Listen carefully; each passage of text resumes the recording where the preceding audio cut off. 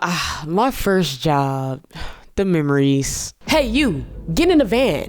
I'm sorry, what? You trying to go to this party, right? Just imagining that angry mob of people was, saying great compliments about us. They're saying they love us. But let me tell you, the story time, damn, that's a fat ass spot.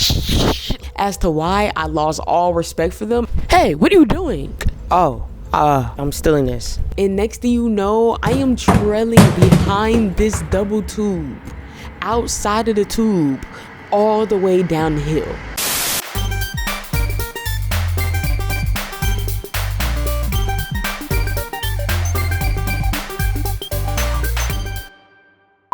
Hello and welcome to another episode of my literal job employment history.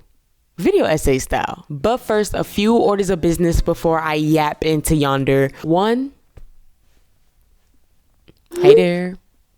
It's been a while.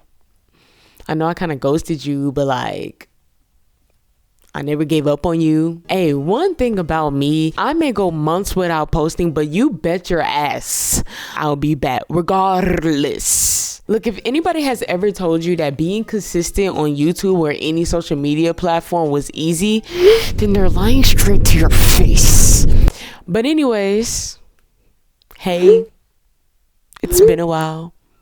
I missed you. 2, it's been such a while that it is only right to do a lock-lift check.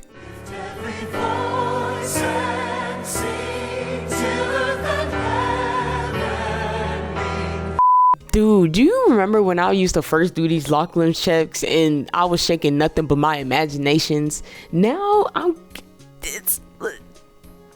I used to be bald. And 3, in honor of the Sue That Bitch for Defamation era, all of these stories are made up. Yes, I absolutely would spend all of this time creating the stories, filming these videos, and sacrificing my entire video editing soul to tell fake stories. Nod and agree. Oh, yeah. So yeah, if you so happen to guess the places that I am mentioning, then yeah, that was not me. Yeah, that just wasn't me. Yeah, you heard of AI, right? That's just kind of fucking crazy. Now, the first company I worked for was at an amusement park. And at this amusement park, it was one company, but it had a bunch of different positions. So the first few stories I'm going to talk about all happened within the same location. Even though you're probably going to be like, how is that even scientifically or environmentally possible? But trust me, bear with me. It makes sense. But, my first job, the memories. The first position I had was doing food service. But here was the fun part about this amusement park, okay? Everybody and their mama worked at this amusement park. I'm talking about everybody from my school, everybody from the school next to my school, even everybody from the schools that were hours away. Did you fly or something, my nigga? And as I've said in my previous videos, I grew up on the outskirts of Atlanta. So if you ever wonder why a lot of native Atlanteans know each other, it's either from working at Six Flags or working for this particular amusement park. Spending every summer there really felt like a paid summer school internship. And now everybody may have worked at this particular park, but not everybody had the same positions. You see, you had people doing food service, you had people doing attractions, you even had some people spending 8 hours a day doing nothing but staring at a drone all day. Yeah, that may or may not have been me, but we'll talk about that later on in the video. Imagine you have beef with Jessica from physics class. Congratulations, you thought the summer break was gonna help you? No, now you have beef with Jessica from the ice cream stand who's ready to serve you that double scoop knockout combo. There's no escaping it. I lived a real life high school musical too. What team? And And see, I worked a couple of positions at this amusement park, all in which had different managers, different co-workers, different rules and protocols, yet the same snotty, rude, entitled ass customer. So yeah, like I said earlier, my first position at this job was working in the food service as a food caterer. My job was to report to this haunted looking warehouse that happened to have a kitchen built inside of it, load up all the catering food into this suspicious kidnapping white van, and drive around the park and just serve food to all the parties that was being hosted at the park. So my first day kind of went like this. Hey, you, get in the van. I'm sorry, what? You trying to go to this party, right? Get in the van. I mean, well, that is a very tempting way to get a teenager inside of a van, but I don't think we're gonna be talking about the same party. Fuck it. 3 shots in of Julio gonna make me act a Julio at any type of party. From there, we'll drop to the pavilion to wherever the party was at, set up the food, and serve to everybody until they were satisfied and we were good to go home. So let's get into the first story time. There was this one time that we had a party, and on the record, it said it was going to be around like 50 to 75 people attending this party. So me and my coworkers did what we do best. Okay, we set up shop, had the food nicely spread out for everybody. And then all of a sudden, we hear a coach bus come. We're like, okay, great. All of the party attenders came in one bus. That's cool. But then another coach bus came, followed by 2 more coach buses. Next thing you know, 50 to 75 people turned into around 200 to 300 people. Like, I kid you not, this was like copy and paste from the first episode of SpongeBob when the anchovies had came inside of the Krusty Krab. Anchovies. What? Anchovies!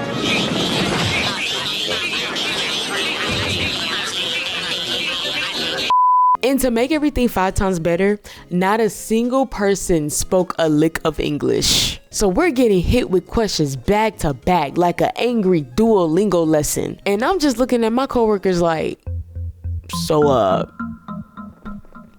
anybody know how to speak Spanish? But I know the answer to that because, like I said, I went to school with these folks and I took the same Spanish 1 class and saw them fail almost every test. Bro, we were cooked. So we are just running around like chickens with their heads cut off, trying to serve everyone while not understanding a single sentence that anybody is saying to us. But all I remember was being in charge of the meat and the bread. And this lady comes up to me and just looks so sad and is like, for like 2 minutes straight, and all I could say was bread, as she slowly looked down and just pouts and walks away. And to this day, all I can think is maybe she was allergic to gluten. I don't know. So fast forward, and the food naturally ran out within the first 50 to 75 people. Literally took like 8 minutes. So now the unidentifiable banter turned into an angry unidentifiable banter as we slowly packed the food up in front of everybody, loaded the truck, and headed on our merrily way, just imagining that angry mob of people was, saying great compliments about us. Aw, they're saying they love us. Oh, side note, by the way, we contacted the park rangers for somebody who can translate everybody for us, and they never showed up. At least not when we were there. So did they get more food?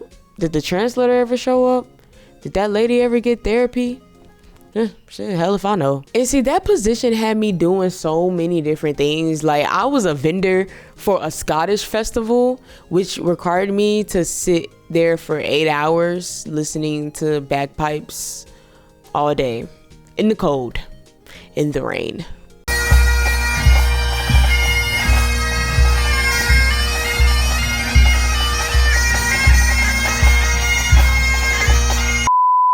But that was the most memorable experience being in food service. But let me tell you the story time as to why I lost all respect for them and just completely went to another position. So we were at a party doing what we do best as a fairly okay catering group. And this was one of our larger parties. So the managers and the supervisors were all outside trying to help us. And see, whenever the food would be ready to be served, they will make an all call on the microphone for everybody to start lining up and get the food. So right before the announcement was made, so me and my coworker were on meat and bread duty once again, and when I look down at the hot dog buns, lo and behold, I see a spider about the size of the palm of my hand sitting on the side of the basket where the bread was.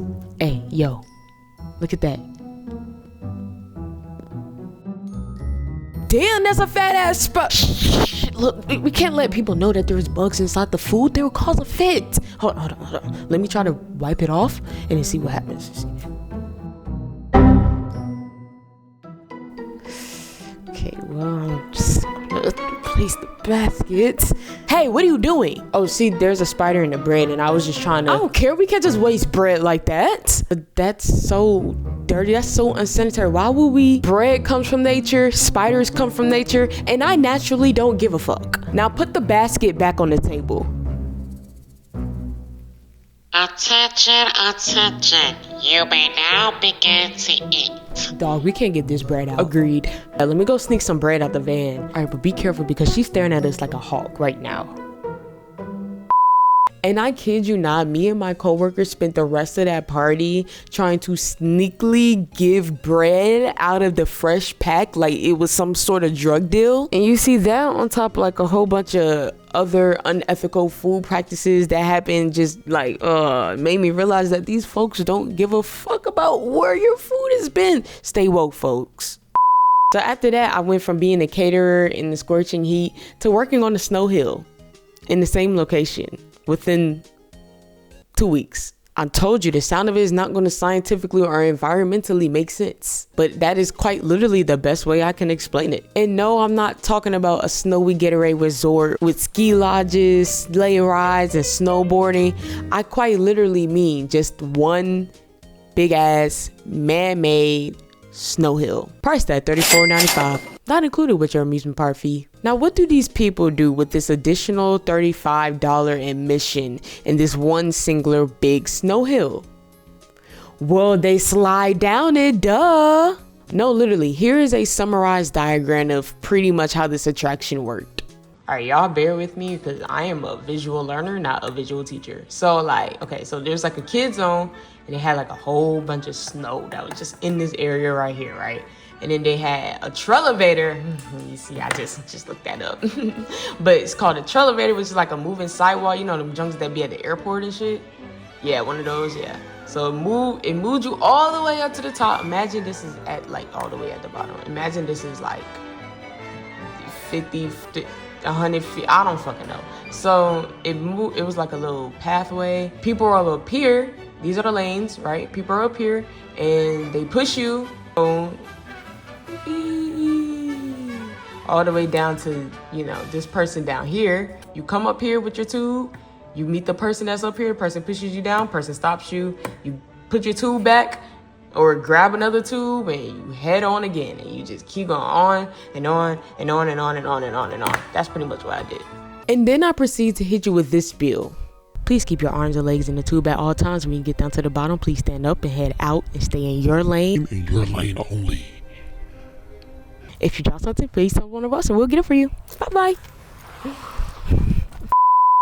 And it seems pretty simple, you know, really to the point, just push and go, right?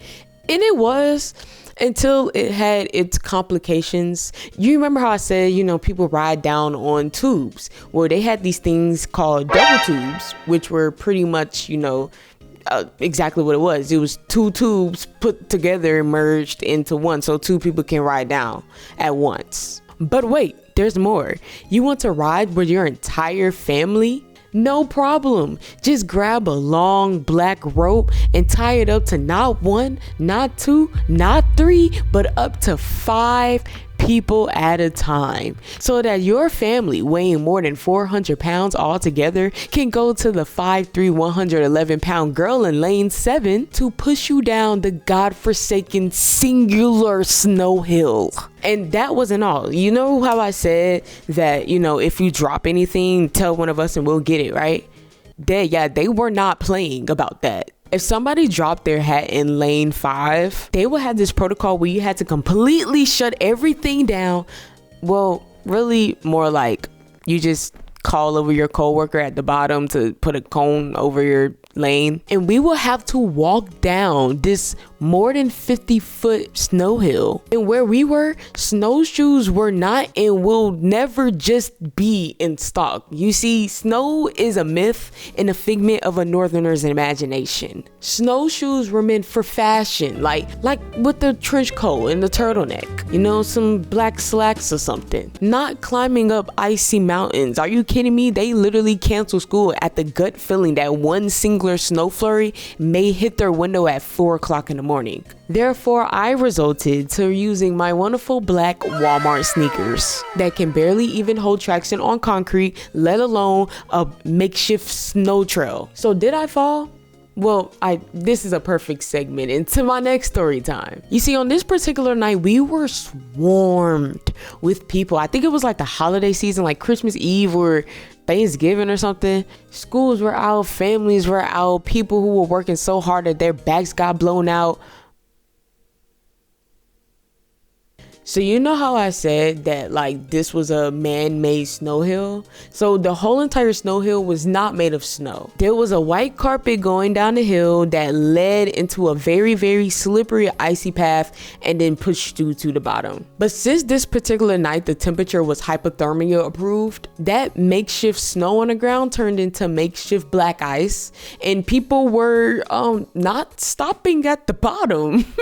Like, I kid you not, these poor 16 and 17-year-olds were being used as freaking bowling pins for these 5'2" families. So their solution was to put deceleration mats on top of the white carpet, which, I mean, it did help. They did start going down slower, but these motherfuckers got stuck on the hill. So not only will we say the spiel and then push them down the hill, they would get stuck halfway down the hill. So we will have to walk halfway down the hill and then continue pushing them until they reach the ice. All in my Walmart shoes, by the way. Talk about dehydration. People were being taken out left and right. Old girl 2 lanes down from me done sprained their ankle, pushing people halfway down the hill. Dude next to me completely passing out. I was having a great night until this couple that was a bit on the heavier side came at me with a double tube.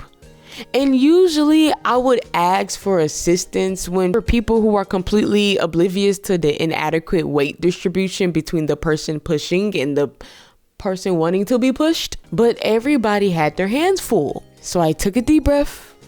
I stretched my joints. I cracked my knuckles. I took 3 steps back, took a running start, and I pushed them. However, naturally, they got stuck halfway down the hill. And as I walked down, in my Walmart shoes, by the way, I walked down the hill to push them further. But the way I was pushing at a very steep angle, and lo and behold, guess what happened? Either my jacket got caught on a tube or the person had like tugged on me down. I'm gonna blame the person for pulling on my jacket. All I know is I get pulled forward, and next thing you know, I am trailing behind this double tube, outside of the tube, all the way down the hill. Yeah, it was bad. But you see, by the time we got to the bottom, eventually when we stopped, because by the way, black ice, I got up and my adrenaline was pumping. You know, I couldn't feel anything. All I knew was that there was a big fat workers' comp check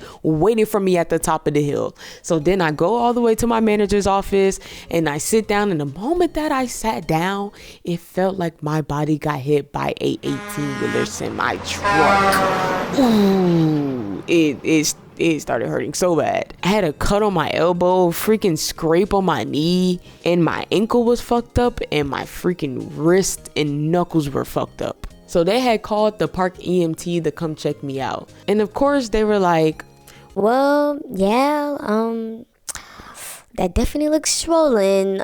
We can send you an ambulance.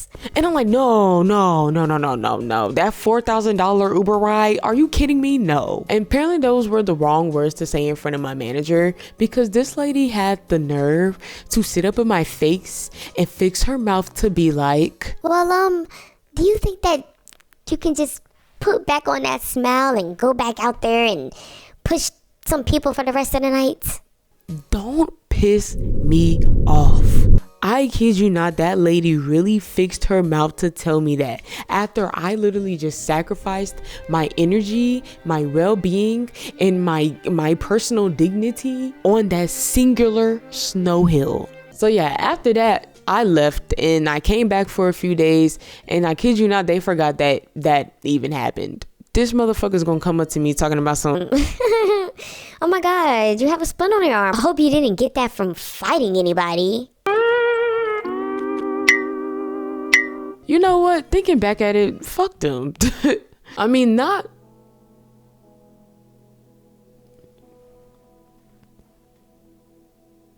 Yo, that scared the fuck out of me. Another spot that they put me at was in the kids zone, where I kind of just sat around, get snowballs being thrown at me, and watch these kids eat this man-made makeshift snow. Yes, the man-made snow that's made with dirty lake water and chemicals. And now you're probably wondering, Coda, why didn't you stop them from eating that snow? Well, probably because when I tried, and most of my conversation was just go like this. Hey, I wouldn't do that if I was you. Why? Because the snow isn't good for you. Why? Because there's toxic chemicals in that snow. What does that mean? It means there's magic in the snow. Wow, real magic? Yeah, magic. That's so cool. Maybe I'll turn magical. I still wouldn't advise. Ow. You know what? Whatever. Go magically teleport into the hospital room. And I hope you go magically teleport to the courtroom. So once it became springtime and it was just too illogical to explain to people how there is a snow hill in the middle of Georgia, I became a parking attendant. And y'all, that was a fucking joke. Like a complete freaking joke. And call me Jester, because if you paying me good, then I will laugh all damn day. So the first place that they put me at was valet parking. You put a 17-year-old in charge of driving these folks' car, even though I just got my license 4 months prior. The second time I took it, mind you. Story time for later? Yeah, I'm gonna tell you how I failed my driver's test the first time in another story time. But yeah, is that something that you really want? Nope, because they moved me within 2 weeks to one of the most pointless jobs I've ever had till this day. They called it the drone zone.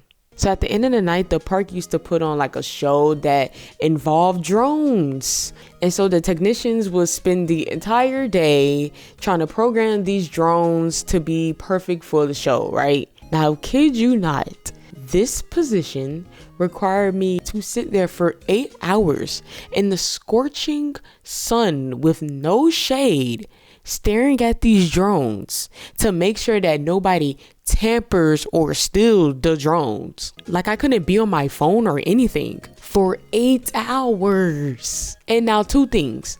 One, I said the technicians be there the entire time all the way up until the show. So the only person tampering with the drones were the people who were supposed to be tampering with the drones. And 2, if somebody were to try and steal the drones, what the fuck do you think I was gonna do about it? You think a 17-year-old, 5'2", 111-pound girl is gonna risk her life for this damn spider bread ass company? Hell no. This is exactly how it would have went.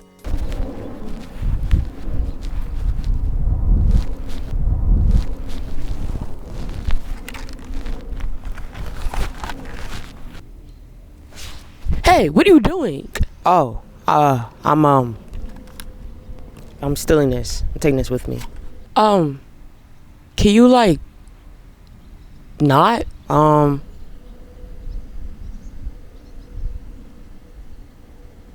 No. Well, shit, I'll try. Hey, steal me one while you at it. Now, it only took me 3 shifts to completely give up and find a whole new position in this job. So I decided to try something new. So I was talking to one of my coworkers and she mentioned the entertainment department. They are the people who put on all the shows at the amusement park, and they were having open auditions for their roles. So me, with having absolutely no experience in acting or theater at all, you know what I did? Still took my ass up on that stage and... Yeah, I'm not gonna lie, this video has gotten pretty freaking long, and it would be like an hour long if I were to add that on. So I'm making this into 2 parts, and if you want to see a part 2, then comment down below and know that you're ready for it, and press that subscribe button. And if you like this video, I want you to smash that like button and share it to anyone who you may know who might like spider bread. Game over.